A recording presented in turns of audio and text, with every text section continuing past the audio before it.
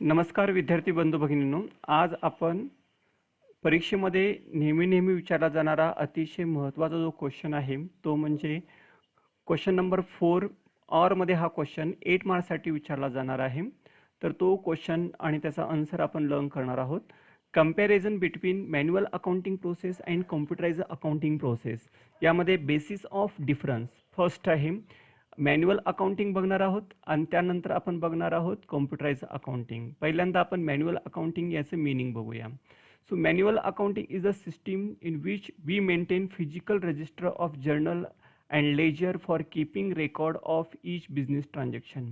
Manual अकाउंटिंगमध्ये आपण जे काही बिझनेसचे ट्रान्झॅक्शन रेकॉर्ड करतो ते मॅन्युअली तयार करत असतो. मॅन्युअली तयार करत असतो म्हणजे काय की आपण जर्नल तयार करतो. With the help of journal we prepare ledger, with the help of ledger we prepare trial balance, with the help of trial balance and adjustment we prepare profit and loss account and balance sheet etcetera.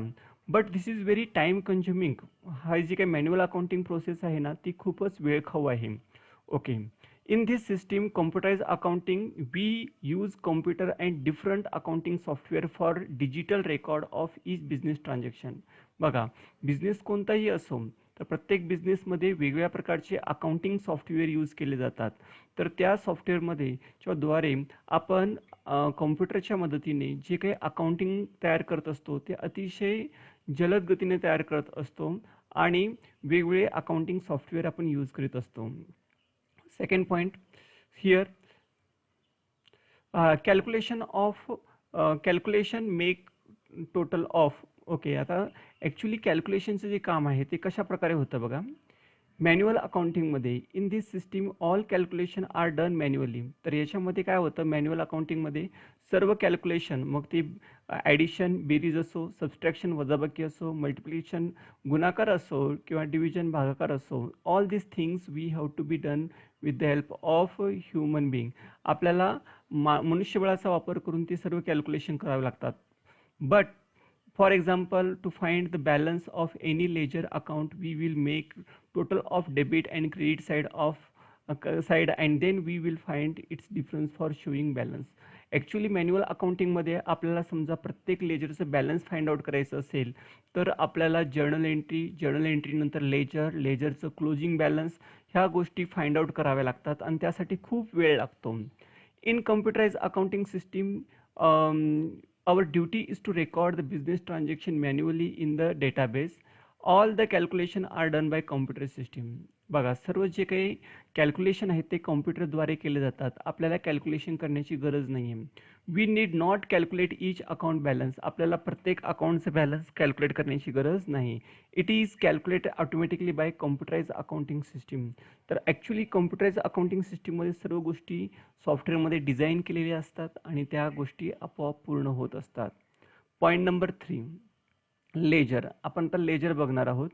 Ledger तयार करत असताना बघा, manual accounting and computerised अकाउंटिंगमध्ये काय फरक आहे. Ledger account are prepared by posting a transaction in appropriate ledger manually with the help of journal.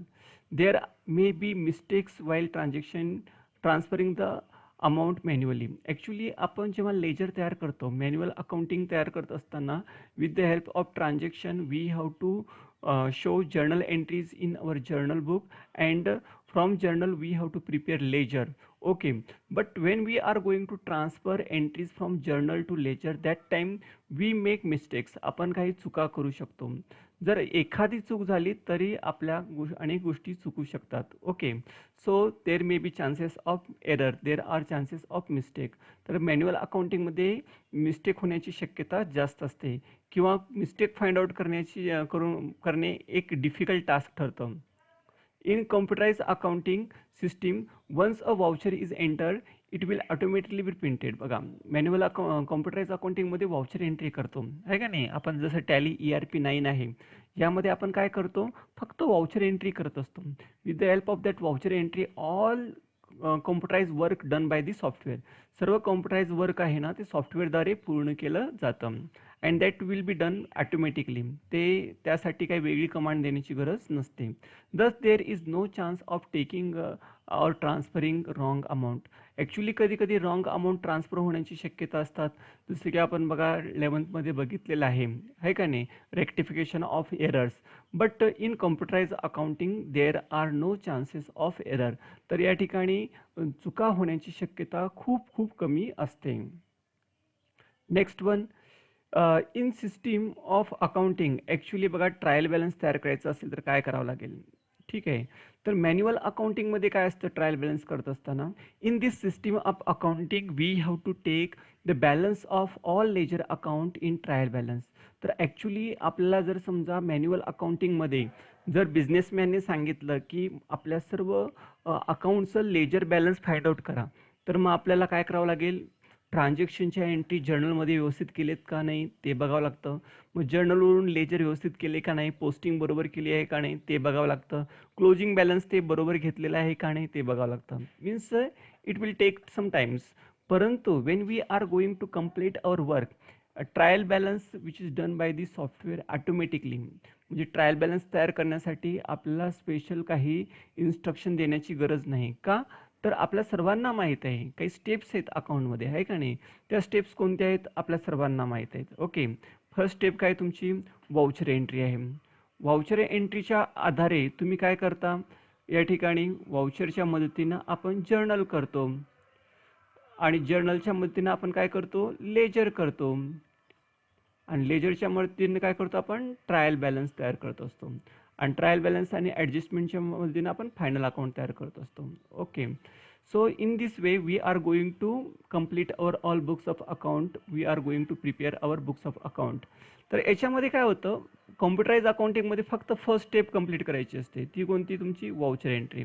एकदा का तुम्ही वाउचर एंट्री पूर्ण केली तर बाकीचं जे टास्क आहे, बाकीचं जे काम आहे ते कॉम्प्युटर आपोआप तयार करीत असतं. So next one, adjustment entries record.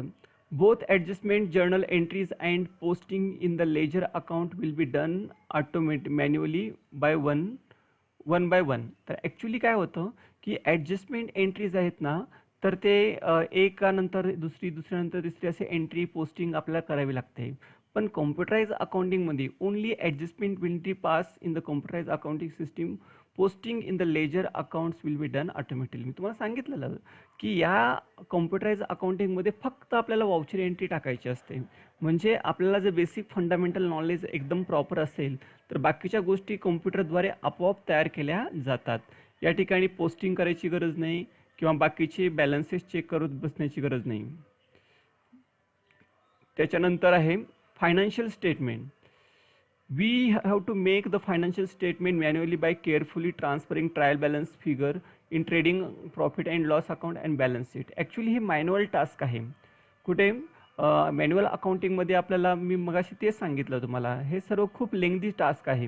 म्हणजे आपलं टास्क सुरू कुठून होतं तुमचं, या ठिकाणी ट्रान्झॅक्शनच्या मदतीनं आपल्याला काय करावं होतं, जर्नलच्या मदतीनं काय करावं लागेल आपल्याला, लेजरच्या मदतीनं काय करावं लागेल, ट्रायल बॅलन्सच्या मदतीनं काय करावं लागेल आपल्याला, फायनल अकाउंट म्हणजे कुठलं, ट्रेडिंग अकाउंट, नंतर कुठला, प्रॉफिट अँड लॉस अकाउंट आणि त्यानंतर मग आपल्याला बॅलन्स शीट तयार करावी लागते. But all this task which is completed by the computer automatically because of we prepared software. Okay, आपण सॉफ्टवेअर तयार केलेलं आहे, त्याच्यामध्ये आपल्याला काहीही करायची गरज नसते. फक्त आपली ही स्टेप महत्त्वाची, कोणती, जर्नल. एकदा का जर्नल म्हणजे त्याला आपण वाउचर एंट्री म्हणतो, वाउचर एंट्री जर झाली बरोबर झाली तर सर्व काम आपोआप कॉम्प्युटरद्वारे केलं जातं. Last, closing the books. After the year end accounts prepare financial statement for the accounting period, the balance are to be carried forward manually to next year. तर बघा ॲक्च्युली काय होतं की या ठिकाणी तुमचं जे बॅलन्स आहे ते ऑटोमॅटिकली ट्रान्सफर होतं. ओके, मॅन्युअली अकाउंटिंगमध्ये आपल्या सर्व बुक्स ऑफ अकाउंट क्लोज करावे लागतात, त्यांचं क्लोजिंग बॅलन्स फाइंड करावं होतं आणि तेच बॅलन्स आपल्याला नेक्स्ट इयरमध्ये कॅरी फॉरवर्ड करावं लागतं.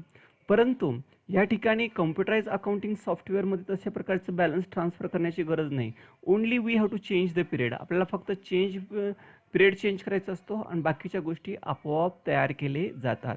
थोडक्यात काय, so we are living in the age of technology. आपण आधुनिक काळात जगत आहोत आणि we have to know, we must have knowledge about accounting software, आपल्याला अकाउंटिंग सॉफ्टवेअर कशा प्रकारे काम करतं त्याबद्दलचं नॉलेज आपल्याकडे असायला पाहिजे.